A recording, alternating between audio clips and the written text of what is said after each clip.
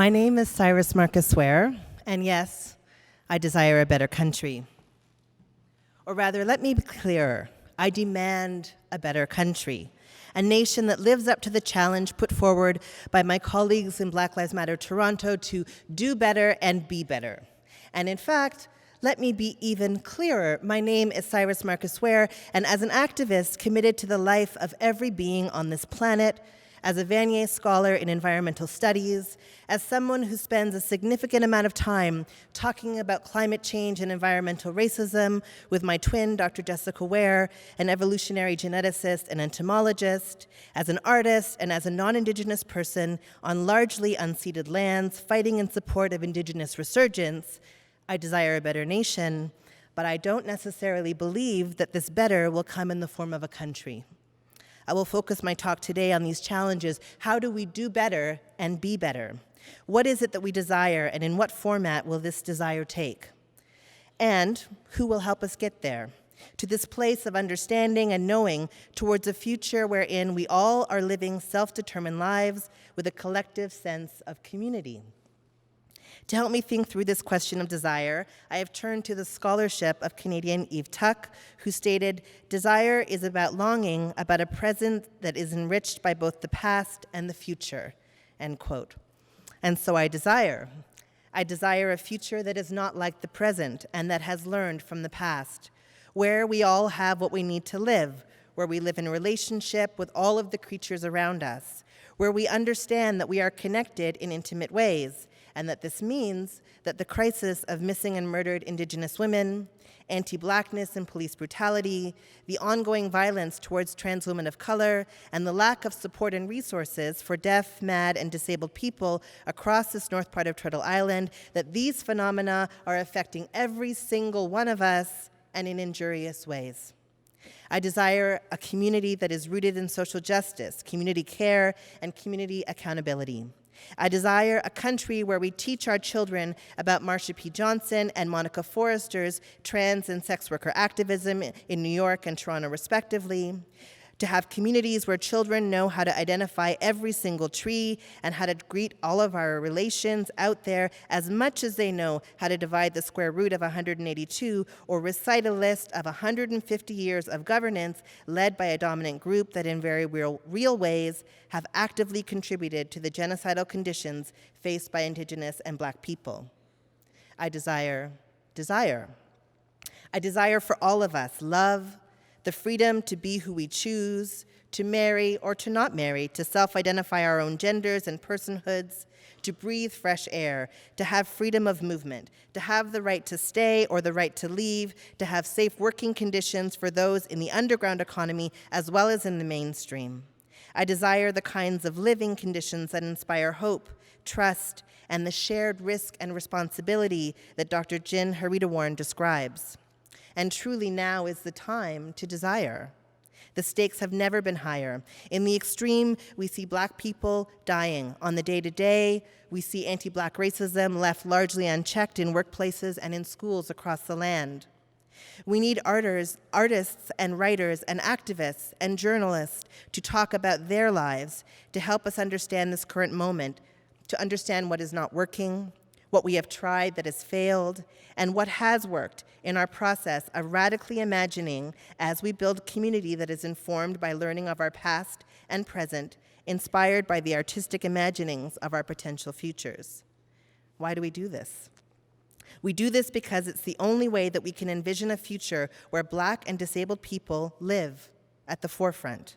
Without an understanding of the very real dangers of the violence of anti-Black racism and colonialism, we will repeat our mistakes, and we will create a future where Black and disabled people are eradicated, where we will not exist. And this is why we say Black Lives Matter. Because if they don't, we must face that we are already on a trajectory of erasure and attempted genocide of Black people, something that began with what Dr. Tiffany King calls the fungibility of Black bodies on slave labor camps, where we were used interchangeably as if we were seeds to be planted or bred to forcibly change a landscape to support the process of colonization and further attempted genocide of Indigenous people. We are already on this road, and standing along the sidelines are thousands of people who consider the most radical statement of this moment to be that Black Lives Matter, that my life has value, that our life has inherent value. And I can't stress enough how perplexing it is to me that this is still a question that is up for debate for so many, whether or not we deserve to live. And so we desire, and no, in fact, we demand an end to anti-Black racism in Canada. To ensure that this happens, I turn to artists and to journalists and to activists to help me to understand. Through their work, I begin to understand that there are conditions that are leading to a lack of support of our continued existence. And I read about fundraisers to create an appropriation prize for white journalists and authors to free them up from the terribly binding creative conditions of having to acknowledge and address systemic white supremacy by sticking to their lanes. This does not support our existence. Yes, an appropriation prize, one that denies white supremacy, sexism, and systemic marginalization, and the resulting erasure of voices of difference from publication and critical engagement. As if this made for better journalism or better creative practice. And of course, this is one-sided because at the same time, artists of color are encouraged to only write what we know and are encouraged to only engage with topics limited in scope to specifically addressing issues of race or difference. And these are what I call wicked conditions. The speculative fiction work of Octavia Butler, Nalo Hopkinson, and Margaret Atwood have suggested that when we face these wicked conditions, we often have to create our own new environments to grow and thrive in. And this brings me back to that original question of desire. What is it that we are trying to create? What walls are we going to tear down, and what will we build instead?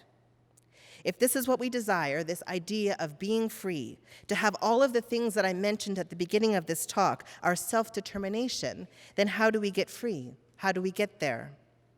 What I would normally do, what I love to do, what I spend my time in my activism, my art, and my life doing is inspiring and weaving narratives of hope. This is where I would tell you how it's all going to be okay. But I think that perhaps the best response to our current condition is instead to have us sit with the discomfort of not knowing our way out of this one.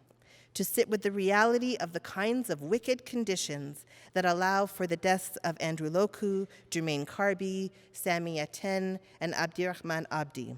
To sit with the reality of the cuts to funding for the Black Coalition for AIDS Prevention in Toronto on the one hand, and the humorous repartee online about fundraising for an appropriation prize on the other. So instead of platitudes, I am instead going to give you a list.